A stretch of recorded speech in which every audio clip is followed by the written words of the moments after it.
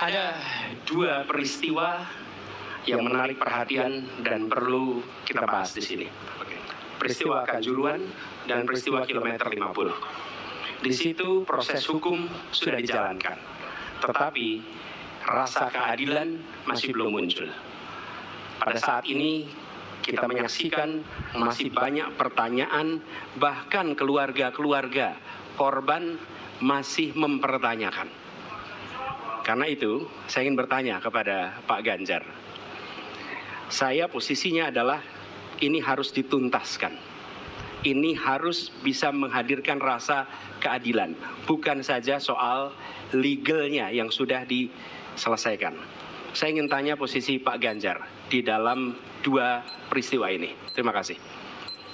Waktunya masih ada, Bapak? Sudah cukup? Oh, udah cukup. Baik.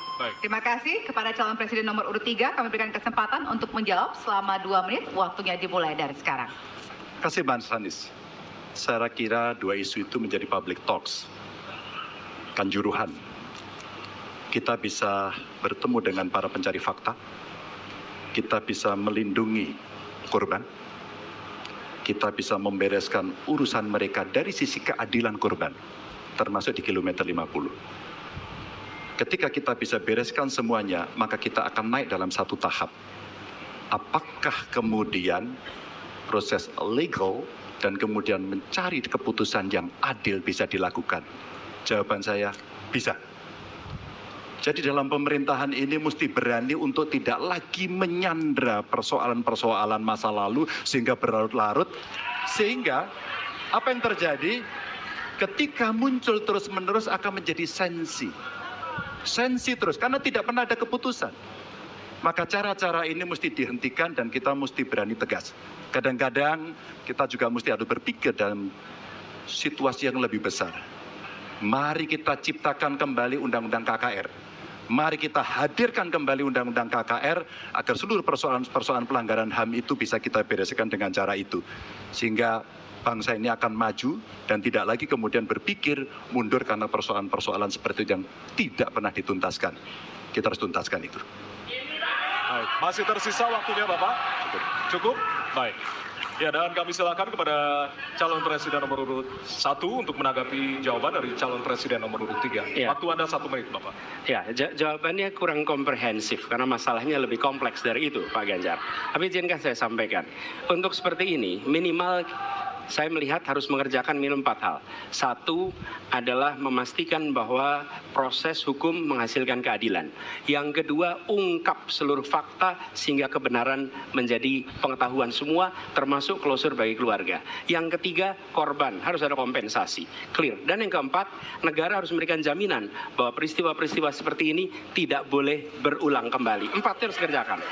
Nah, saya kemudian melihat untuk itu bisa dikerjakan, maka kita tidak bisa abu-abu seperti yang tadi disampaikan. Saya melihat kalau begitu 4 ini harus dilakukan, berarti yang pertama mungkin kita harus melakukan investigasi ulang, melakukan review. Kita harus menyelamatkan institusi, memastikan bahwa institusi itu selamat. Saya ingin tahu apakah Pak Ganjar sependapat dengan pandangan saya. Terima kasih, Pak Ganjar. Baik. Waktunya habis. Selanjutnya kami berikan kesempatan kepada calon presiden nomor urut 3 untuk menanggapi tanggapan dari calon presiden nomor urut 1. Waktunya 1 menit dari sekarang.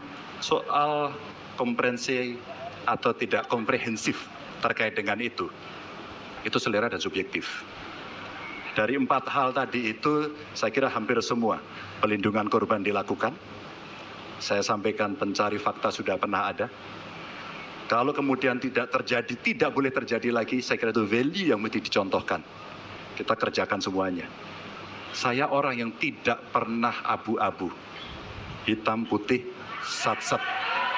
Kami tidak pernah ragu-ragu, kami tidak pernah abu-abu, maka kami pun tadi mengklarifikasi pertanyaan kepada pasangan calon nomor 2, karena kami bukan orang yang menunda pekerjaan, menggantung pekerjaan untuk kemudian menjadi komoditas.